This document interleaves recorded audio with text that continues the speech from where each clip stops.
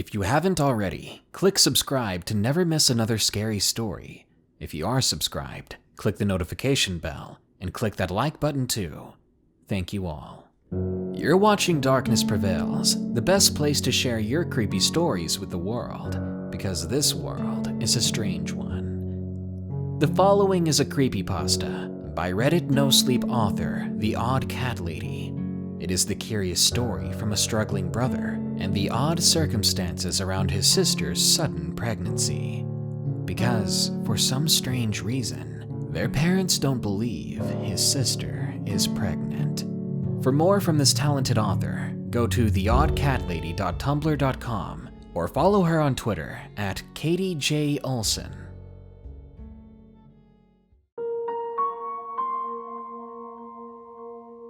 To be fair, I didn't know what to think either. Ellen was a quiet girl, senior in high school, straight B's, didn't really go on dates, didn't even really talk to boys. She has friends, sure, but not many of the male variety. She told me while I was reading in my room. In her hands was clutched the positive pregnancy test. She was crying. I felt stunned. I didn't ask about the father. It didn't really cross my mind at the time. I just hugged her after the stun faded and told her we'd be okay. I went with her to tell our parents. Mom immediately burst into tears, sobbing and shaking her head. My father went quiet, face going a few shades paler. Then he spoke up. "Why are you lying to us like this?" Ellen started to cry again as she shook her head. I'm not lying, Shut up! My dad slapped the pregnancy test from her hand and stuck his finger in her face. His voice raised to a shout. I taught you better to lie to us. What is this? You trying to hide your grades from us? I didn't know how to react to that. Ellen just sobbed and ran back to her bedroom, slamming the door shut. My dad turned his rage to me next. Did you put her up to this? Do you think this is funny? I bolted next. I'd never seen my dad this angry, and I didn't want to bear the brunt of his anger.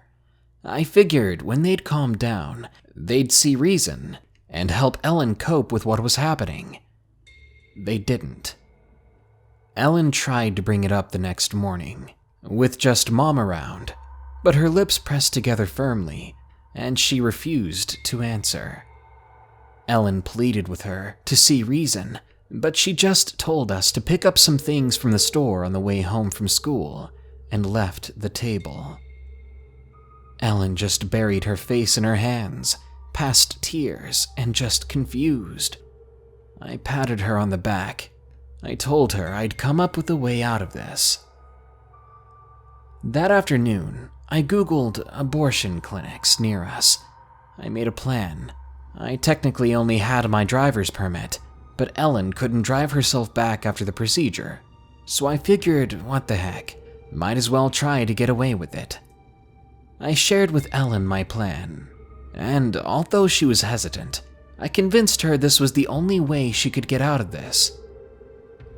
When we attempted to go out for ice cream the next afternoon, Dad stopped us.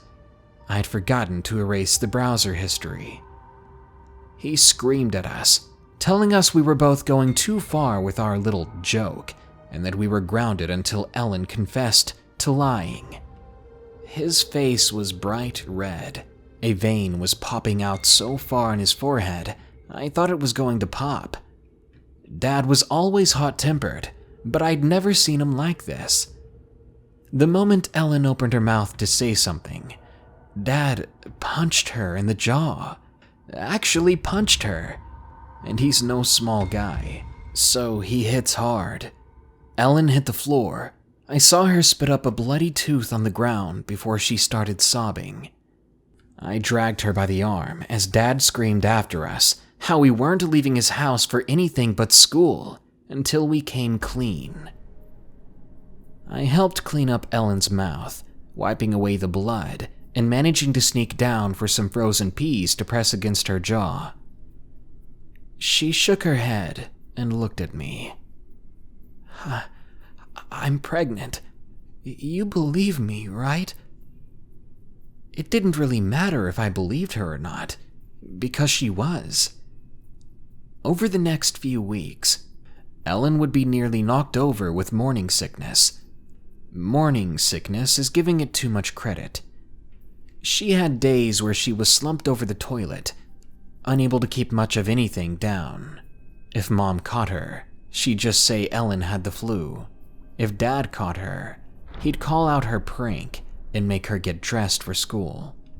It was hell, actual hell, and I could only stand by and watch. Ellen wasn't sent to the doctor for prenatal care. I did my best with school computers to research how to help, but the help of a 15-year-old isn't exactly much help. I wasn't a medical professional, after all, and that's what she needed. As her belly swelled, Ellen became a joke of the school. Rumors spread about how she slept with one of the teachers to pass her class, or that she had no idea who the father was, because she'd do it with anyone who would take her. To her credit, Ellen didn't ever respond to these rumors. She'd just simply carry on with how she had. I think sometimes even Ellen would doubt her own pregnancy. I'd catch her staring in the mirror, running her hands over the bump with the most quizzical expression, like she had no idea what was really in there. And no, the baby bump didn't convince my parents either. My mother began to restrict Ellen's food intake, saying that she really needed to watch her weight, even though Ellen had probably never been over 100 pounds her entire life. It was incredibly messed up to have to sneak her food every night so she wouldn't be starving. Sometimes it'd be leftover lasagna from dinner. A lot of the time it was only like a pack of raisins or a snack bag of chips. It didn't matter. Ellen was always thankful. Despite our screwed up situation, it did help me and my sister grow closer. We were just at that difference in age that it wasn't easy for us to really bond, but I was the only one that really stuck with her. As she became more and more obviously pregnant, her few friends drifted away or simply stopped talking to her. Months passed. Ellen graduated with passing grades and looked positively enormous, even with the graduation gown. She smiled during pictures, and I think that's one of the last times she sincerely smiled. Now that school was out, though, there was no leaving the house. We were prisoners in our own home. I could only get on the computer with Mom or Dad lurking nearby, so no more pregnancy research. I had to rely off the notes I'd managed to take during the school year. I'd keep moving them around my room so that my parents couldn't find them. When Ellen went into labor, I thought my dad might kill her. Ellen was on the couch moaning in pain, begging Dad to call an ambulance. She needed to go to the hospital, but he just stood there, his arms crossed, and he glared down at her. "Enough's enough. You are not pregnant," he snapped. He wasn't going to get help. He wasn't going to let anyone get help. What happened next is something I should have done a long time ago. I attacked my father. Seeing my sister in pain while my dad did nothing was what sent me over the edge. I grabbed a pair of scissors off the computer desk and charged with a banshee yell. I didn't kill him. I was tempted, but I didn't.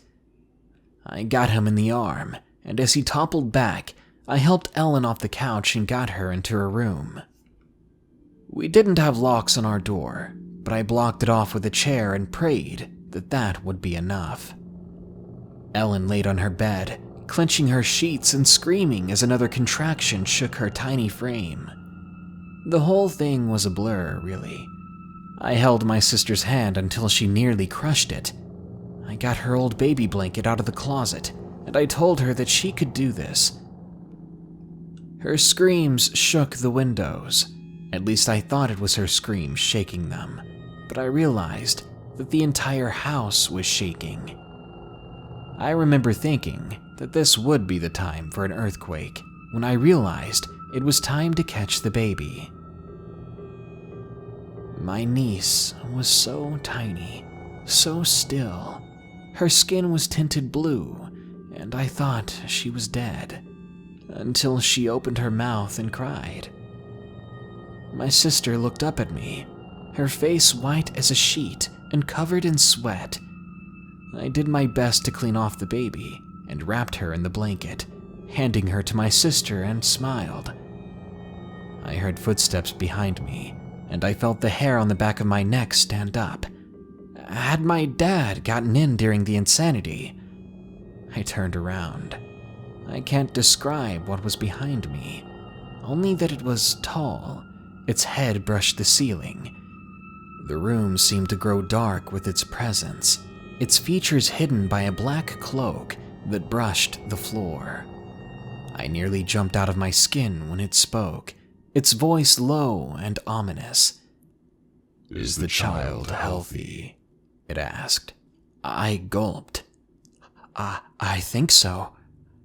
My sister looked up, and relief poured over her face. "You're here. I thought you wouldn't make it," she said, a true smile crossing her face. "I would not forget you." The creature crossed to the bed and gingerly picked up my sister. I caught a glimpse of what was under the cloak's hood. Strangely, I think he was rather beautiful, with dusky blue features and eyes pure black. He nodded at me. "She'll carry a form of your name, child, and for your kindness." He pulled a small pouch from his pocket, setting it in my hand. I undid the string and sparkling gold pieces poured into my hand. The strange man walked to the closet. Opening it up, I could hear my niece squall and my sister excitedly tell the stranger how happy she was to see him. The door closed behind him, and I got to my feet and opened it up. There was nothing there, except for a few of my sister's dresses and some mismatched shoes. I sunk to the floor, wrapping my arms around myself and allowing myself to cry as my dad finally broke in. I've never seen my sister again, although sometimes late at night, I can see a small child peering in from my closet. She has my sister's eyes.